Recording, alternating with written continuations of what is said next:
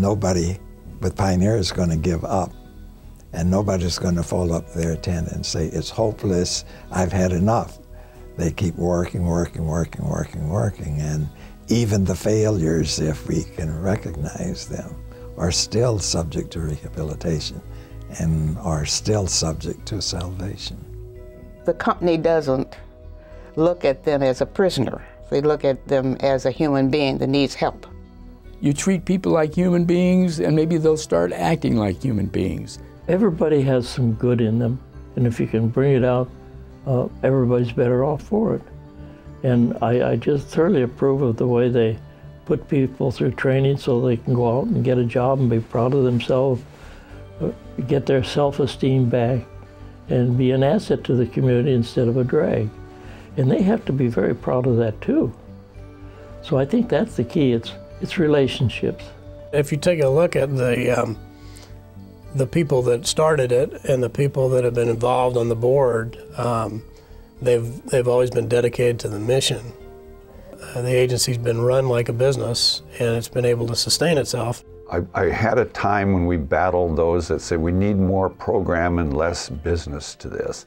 But I always said, if we don't make money, we can't run the programs. We'll be out there like Jack was at AA meetings begging for money. I don't want to do that.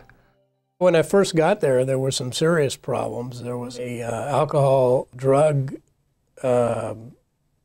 rehabilitation center that Pioneer was attempting to run down in the South End. It just wasn't making it, and we eventually had to make the decision to shut that down.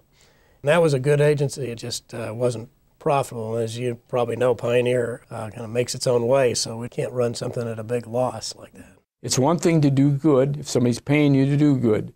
It's another thing to develop the resources to be able to do the good and to generate from that experience the money to keep on keeping on.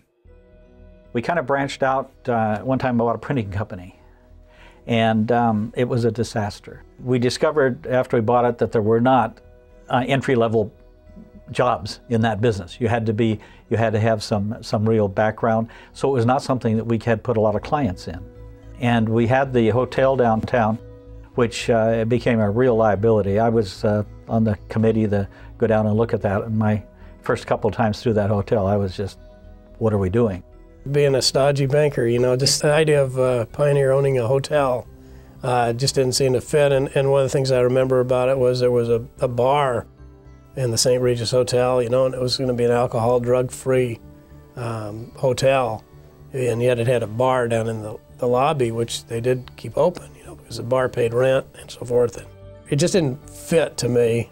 I think that we then changed, and our whole mantra was stay with our core values. Stay with things we understand. At that time, we did understand restaurants and the catering and the sheet metal shop and some of the other things we were doing. So we said we just can't go far afield anymore. And we have pretty much stuck to that.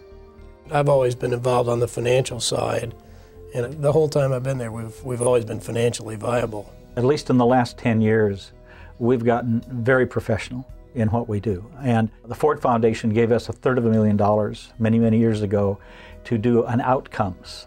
So we were able then to set up a whole department within Pioneer and track our outcomes. So we knew whether we were helping or not.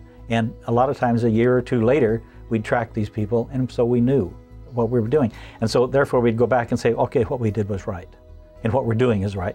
So that's something, it just simply takes money to figure those things out. For us, nonprofit means we make money. We're very serious. We want to be as efficient as any other company. But when we make money, we take the money and put it back into the program, helping people. And we self-finance almost all of our capital.